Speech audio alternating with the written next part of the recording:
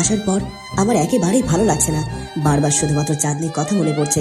মনে হচ্ছে ছুটে গিয়ে চাঁদনির সাথে একটু দেখা করে আসি। আর তাছাড়া আমি যখন চাঁদনির থেকে মনের কথা জানতে পেরেছি, তখন থেকে আমার নিজের মনটা আরো অনেক বেশি উতলা হয়ে গেছে। মনে হচ্ছে চাঁদনির প্রতি আমার ভালোবাসা আরো বৃদ্ধি পেয়েছে। কিন্তু বাবার কাছে সাহায্য করবার জন্য আমাকে রূপনগর রাজ্যে চলে আসতেই হলো। কিন্তু এখন এখানে এসে তো আমি একদম থাকতেও পারছি না। বারবার চাঁদনির কথা মনে পড়ছে।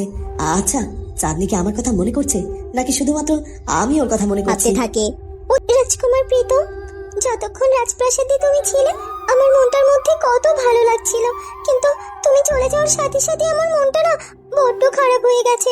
বড্ড একা লাগছে আমার। আমার মনে হচ্ছে আমি প্রীতমের কাছে ছুটে যাই, কিন্তু কিভাবে যাব সেটা তো সম্ভব নয়। আচ্ছা, আমি এত মন খারাপ কেন করছি?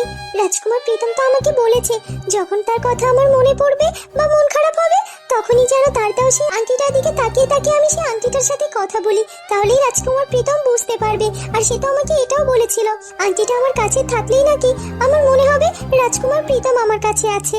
দেখি তো সেই আংটিটা তাহলে বের করে আমি একটু কথা বলি, আমি পরীক্ষা করে দেখি যে সেই আংটিটা আসলেই কাজ করে কিনা। এ কথা বলে চাঁদনি সে আংটিটা নিজের হাতে নেয়। এই তো সেই আংটিটা, কিন্তু এই আংটিটা তো একটা সাধারণ আংটি।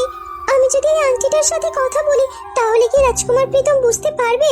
এ কি, এই আংটিটা হাতে নেওয়ার সাথে সাথে আমার এমন অনুভূতি কেন হচ্ছে?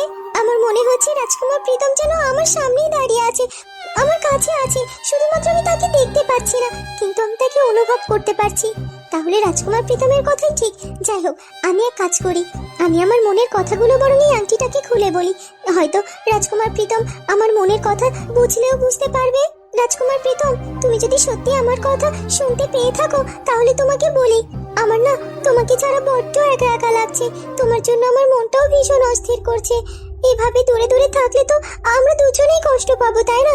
তুমি তুমি মাকে একটু বলো না, তাড়াতাড়ি করে যেন আমাদের দুজনের এক করার ব্যবস্থা করে, তাহলে তো আমরা দুজনে একসাথে কাছাকাছি থাকতে পারবো, তাই না? আমার মনে হয় আমি চাঁদনির মনের কথা শুনতে পেলাম। সে আমাকে বলছে তার আমার জন্য নাকি কষ্ট হচ্ছে। সে আমাকে বলে তাড়াতাড়ি তাকে আমার কাছে আনতে। হ্যাঁ হ্যাঁ, ঠিকই, আমি এটা বুঝতে পারছিলাম। আচ্ছা, তাহলে কি চাঁদনি আমার দেওয়া ওই আংটির সাথে কথা বলছে? তার মনের কথাগুলো কি আমার দেওয়া আংটি থেকেই বলছে? হ্যাঁ হ্যাঁ, সেটাই হবে। না হলে তো আর আমি মনের কথা বুঝতে পারতাম না। তুমি যা বলছো আমি ঠিক সেটাই করব। যত তাড়াতাড়ি সম্ভব তোমাকে আমি আমার কাছে নিয়ে আসবো, আর সেই ব্যবস্থাই আমি করছি। তুমি একদম চিন্তা করো না চাঁদনি।